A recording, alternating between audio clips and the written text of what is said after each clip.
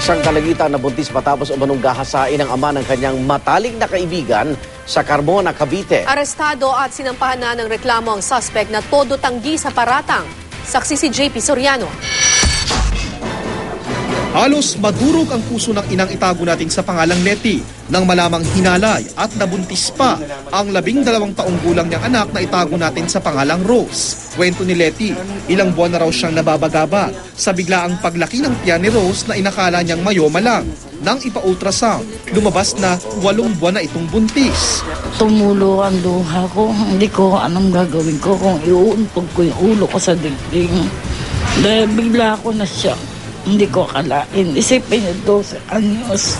Nang kausapin ng anak, ipinagtapat nitong hinalay raw siya ng ama ng kanyang best friend at kapitbahay.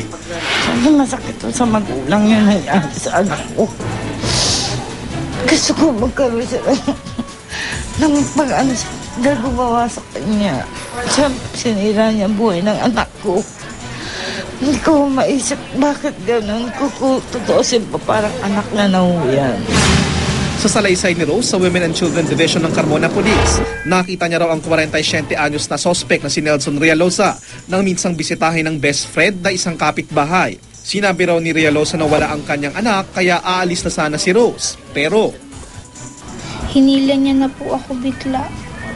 Tapos tinakpan niya po yung mga bibig ko po.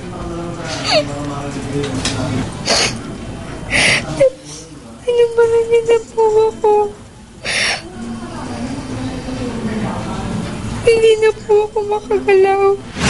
naaresto na ang sospek at sinampahan ng reklamong grave threat at rape in relation to child abuse. Positive na identify dito ng biktima dahil nga kapitbahay ito at tatay ng best friend niya. Na-refer na natin sa DSWD. Kasabay ng pagtanggi, naghamon ang sospek na ipa-DNA ang anak ng biktima. Wala akong ginawa sa anak nila. Umuwi ng gabi din yung anak nila pagka wala naman ang sisi na sa akin sisisi yung anak nila. Payag naman ang ina ni Rose sa hamon at pinaninindigan ang salaysay ng anak. Ako si JP Soriano, ang inyong saksi.